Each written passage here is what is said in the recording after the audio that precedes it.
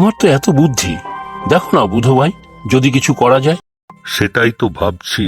তোমার জমি যে জায়গায় বলছো, সেখানে সেচ কি করে দেওয়া যায় সেটাই ভেবে বার করতে হবে।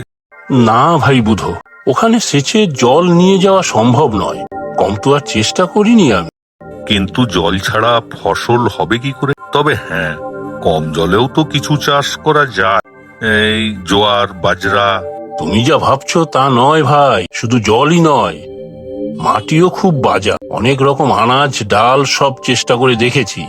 এমনকি ঘাসও যদি ভালো করে হতো, তাহলে আমাদের না হোক গরু ছাগলগুলোর তো খাওয়ার ব্যবস্থা হতো। আমাদের কপালটাই খারাপ।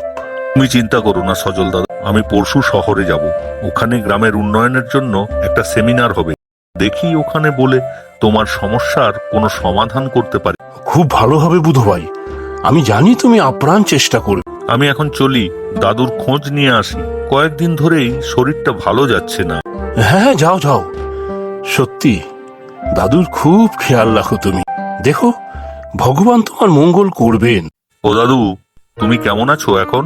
কাশিটা কমলো একটু? ভালো না থেকে কি উপায় আছে রে বুধো? যা যত্ন আত্তি করছিস, তাতে আরো বেশ কিছুদিন টিকেই যাব মনে হচ্ছে। না গো দাদু, তোমার জন্য আমার খুব চিন্তা হয়। কাশিটা বাড়লে তোমার খুব কষ্ট হয়। ও ঠিক আছে, বয়স হলে এসব থাকবেই।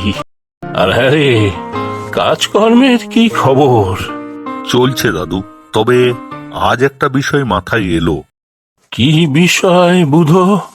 এই মানে, আমাদের এই গ্রামে সবাই তো প্রায় চাষের উপর ভিত্তি করে সংসার চালাচ্ছে। আর সাথে যদি পরিকল্পিতভাবে পশুপালনও করে, তাহলে তো তাদের রোজগার বাড়তে পারে। তা ঠিক, তবে পশুপালনের জন্য তো জায়গা থাকা দরকার। তাছাড়া তাদের খাওয়া দাওয়াও তো জোগাড় করতে হবে। আজ জানো তো দাদু, ওই সজল দাদার সাথে কথা হচ্ছে। ওদের তো বেশ কিছু গরু ছাগল আছে। তবে তুমি ঠিকই বলেছো দাদু, পশু খাদ্যের অভাব আছে। তাহলে তো দাদু, যদি পর্যাপ্ত পরিমাণে পশু খাদ্যের ব্যবস্থা করা যায়, তবে পশুপালন আরো বাড়তে পারে আমাদের গ্রামে।